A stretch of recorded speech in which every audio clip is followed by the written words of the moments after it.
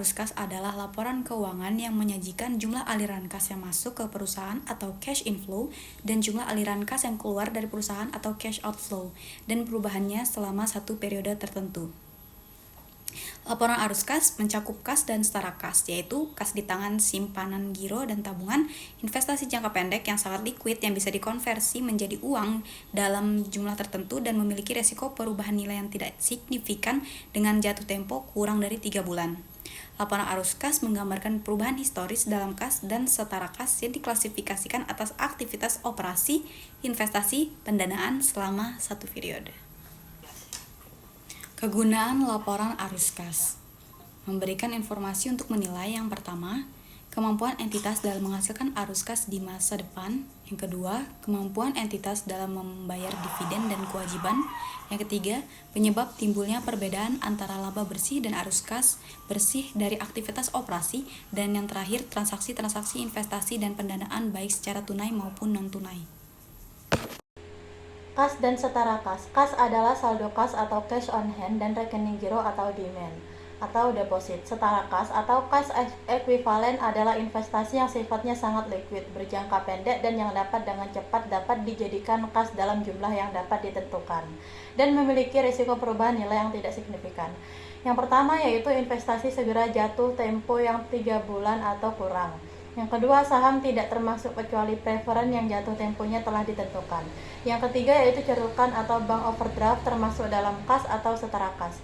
Arus kas tidak termasuk mutasi antara pos-pos kas yang termasuk kas atau setara kas. Penyajian laporan arus kas. Laporan arus kas melaporkan arus kas selama periode tertentu dan diklasifikasikan menurut yang pertama yaitu aktivitas operasi.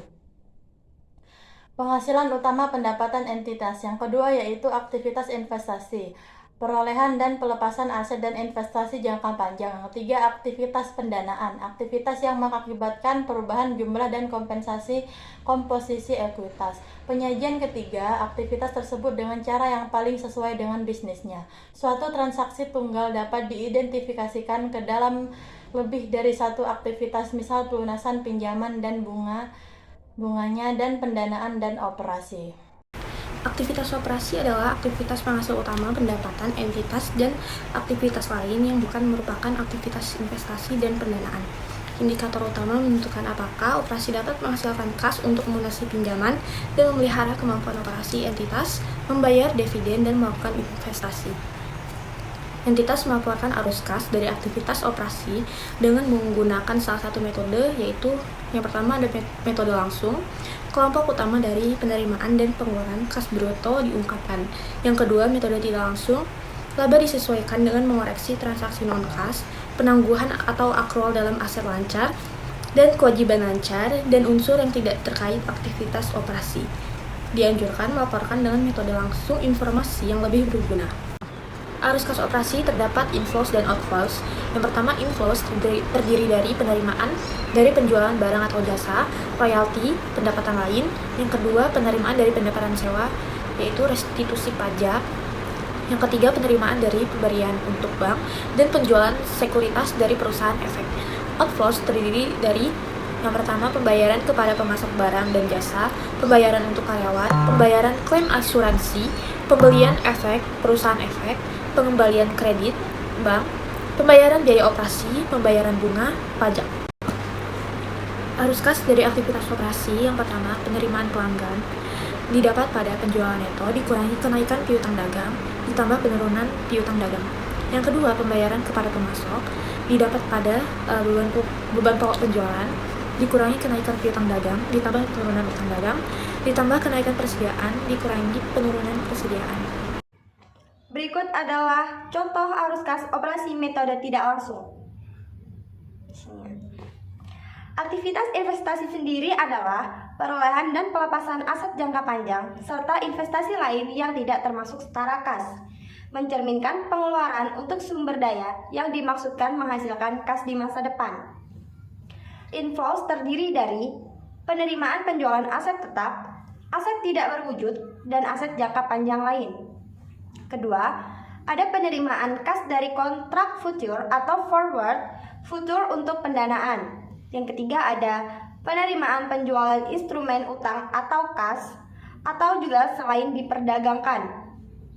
Yang terakhir, ada penerimaan kas dari pelunasan uang. Outflows terdiri dari yang pertama, ada pembayaran kas untuk membeli aset tidak tetap, aset tidak berwujud, biaya pengembangan dikapitalisasi. Yang kedua ada pembayaran kas dari kontrak future, forward, swap untuk aktivitas pendanaan.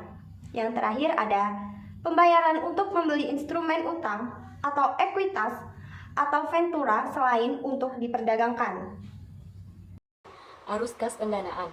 Yang pertama, aktivitas pendanaan adalah aktivitas yang mengakibatkan perubahan dalam jumlah serta komposisi kontribusi, modal, dan pinjaman entitas. Yang kedua, memprediksi iklim atau arus kas masa depan oleh para penyedia modal entitas. Yang ketiga, pelaporan arus kas dari aktivitas investasi dan pendanaan. Dilaporkan secara terpisah kelompok utama, penerimaan kas bruto dan pengeluaran kas bruto yang berasal dari aktivitas investasi dan pendanaan, kecuali yang boleh dilaporkan neto. Inflows terdiri dari yang pertama, penerimaan kas dari penerbitan saham. Yang kedua, penerimaan kas dari penerbitan obligasi, wesel, pinjaman jangka pendek dan jangka panjang, hipotek. Outflows terdiri dari yang pertama, pembayaran kas kepada pemilik untuk menarik atau menembus saham. Yang kedua, pelunasan pinjaman. Yang ketiga, pembayaran kas oleh lisi untuk mengurangi saldo liabilitas terkait sewa pembiayaan. Laporan arus kas. Arus kas, bunga, dan dividen diungkapkan secara terpisah dan diklarifikasikan secara konsisten. Yang pertama, beban bunga dapat disajikan sebagai arus kas, operasi, atau pendanaan. Yang kedua, pendapatan bunga dapat disajikan sebagai arus kas, operasi, atau investasi. Yang ketiga, dividen yang dibayarkan dapat disajikan sebagai arus kas, pendanaan, atau operasi. Yang keempat, pendapatan dividen dapat disajikan sebagai arus kas, operasi, atau investasi. Arus kas yang berkaitan dengan pajak penghasilan dan bunga pinjaman diungkapkan secara terpisah. Perubahan nilai tukar dilaporkan dalam laporan atas keuangan untuk merekonsiliasi saldo awal dan akhir kas yang setara dengan kas. Pengungkapan transaksi non-kas sampai investasi dan pendanaan. Pelaporan arus kas atas dasar neto. Arus kas yang berasal dari aktivitas operasi, investasi, dan pendanaan berikut ini dapat disajikan menurut arus kas bersih atau neto. Yang pertama, penerimaan dan pengeluaran kas untuk kepentingan pelanggan jika lebih mencerminkan aktivitas pelanggan daripada aktivitas operasi.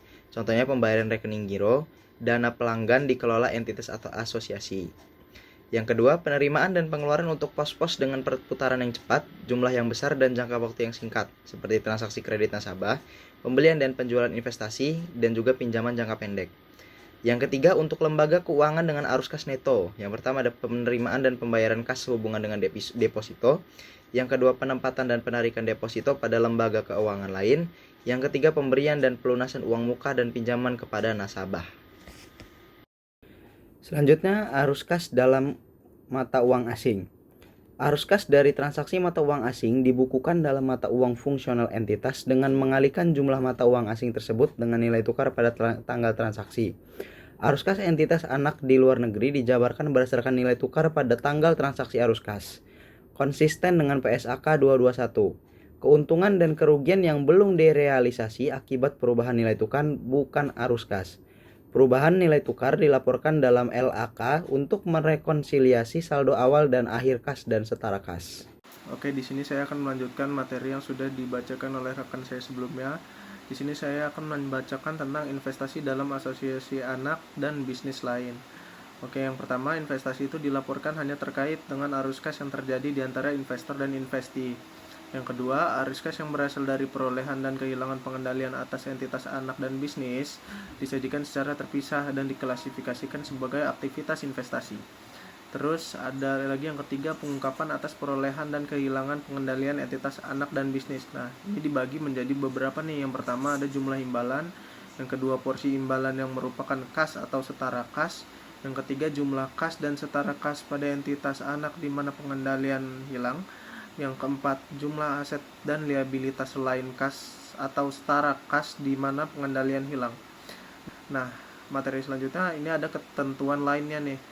Di ketentuan lain ini ada dibagi menjadi 3. Yang pertama, transaksi investasi dan pendanaan non-kas diungkapkan pada bagian lain laporan keuangan, sehingga dapat memberikan semua informasi relevan mengenai aktivitas investasi dan pendanaan.